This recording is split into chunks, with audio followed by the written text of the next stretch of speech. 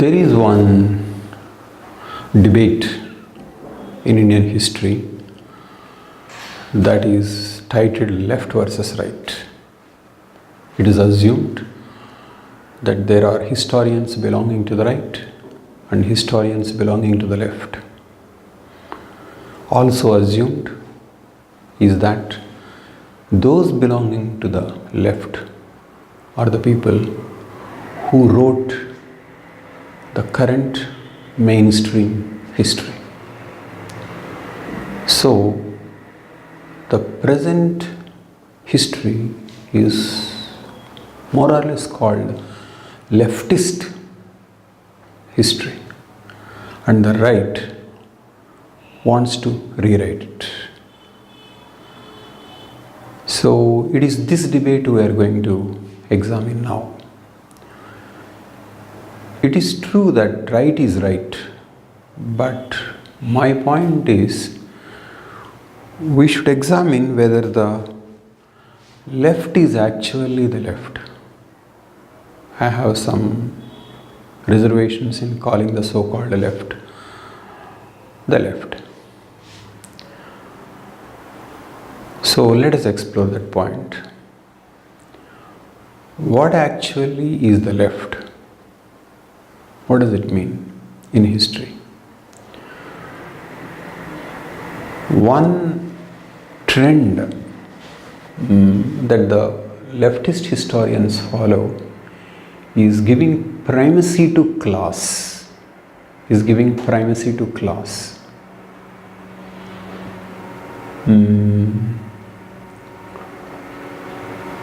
Because Marx believed that conflict between the classes is the source of historical change, and communism is ending of the conflict.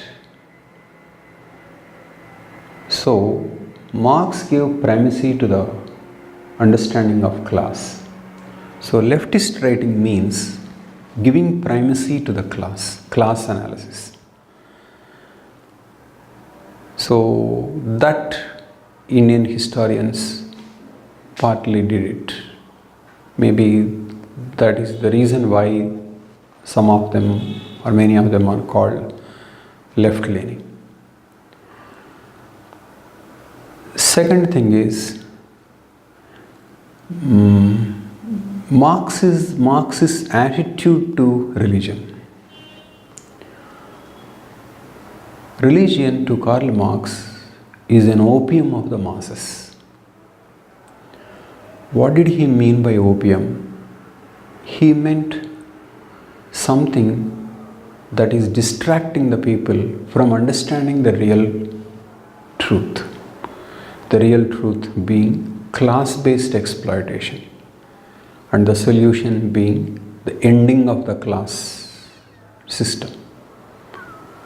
But instead of doing that, people chase religion, escape to religion.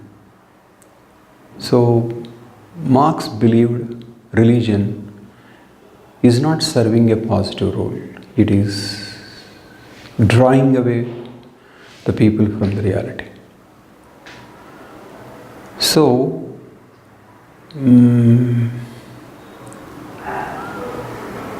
that is Marx's view of religion. So what did Indian historians do? Well, they ignored religion. We were discussing Hindu-Muslim conflict. They, instead of seeing it in terms of Hindu-Muslim conflict, they try to see in terms of economic interests, political interests, rather than there are real issues on the basis of identity. So, in fact, they used class analysis, they used economic analysis to sideline, undermine, to ignore religious conflict. But in a country where religious identities are playing a very important role, How can ignoring it be right?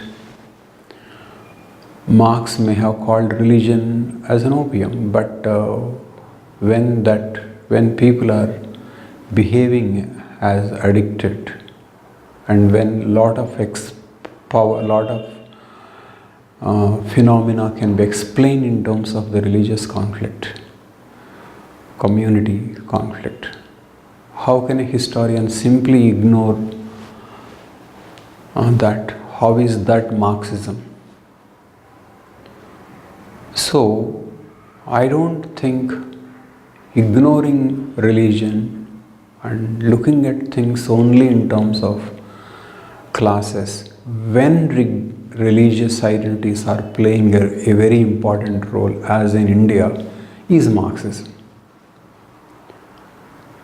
Because after all, one should pay attention to the reality. Ignoring it can't be Marxism. Okay. Third thing is more important. That is about attitude towards nationalism. This we have been discussing in detail. Let us discuss first what is Marx's attitude to nationalism. Marx did not glorify nationalism. He believed nation is like any other identity that can be used against the working classes. So how does he explain the struggles of certain nations for self-determination? Marx's approach is revealed in his position on Ireland. Ireland was seeking independence from England. Okay, what did Marx say on this issue? Marx said that Ireland should be independent. That is number one. Number two, what did he say about working classes in England? Marx believed the working classes in England should not side with the ruling classes of England in denying independence to Ireland. He said working classes in Ireland should be on the same page as the working classes of Ireland, in the interests of not only the people of Ireland, but in the working class interests of everywhere, including those in England. So, it means Marx didn't respect the nationalism that the ruling classes of Ireland might preach to the working classes. Okay. So to Marx it appeared nationalism of England is not just to the working class, whereas the nationalism of the Ireland is good for the working classes.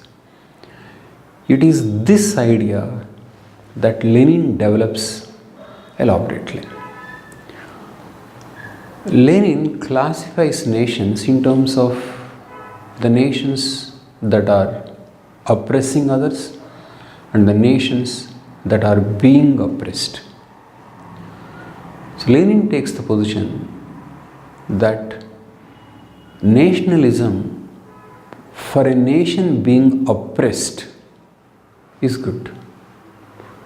It works for the welfare of the people and the working classes. But nationalism of the oppressed nation is bad. So the working classes should rebel against such nationalism. So Marx and Lenin put together, what becomes clear is that nation or nationalism is not the final goal of people. It is only an intermediary thing. It is an intermediary concept. A concept that should promote working class movement all over the world. A concept that should lead to establishment of just society in the world. Nationalism is not an end. It is only a means towards justice, means towards creation of a classless society. Okay. But now examine what Indian historians did. Did they take any such position? Did historians say that nation is only the means towards justice, and justice lies beyond the national borders? They didn't say any such thing. Did they speak or did they stand for the rights of the people who are seeking self-determination in the border regions of India? They didn't. Did they speak about human rights violations committed in the name of nationalism? They didn't. So, Indian historians took nation very seriously. So how can they call themselves Marxists? So when they are being labeled as Marxists and nationalists, it is ridiculous. One can't be a Marxist and also at the same time be a nationalist. It is like dogmatic skeptics. How can there be dogmatic skeptics? So, Marxism and nationalism can't go together, because Marxists should know that nation is the means, and they know that nation is one more kind of a opium where powerful people or ruling classes dominate the other classes. So, the people who wrote Indian history cannot be called Marxists. They are simply nationalists of probably very vulgar kind, because nationalism that they taught doesn't give the feeling to the reader, a sense of justice.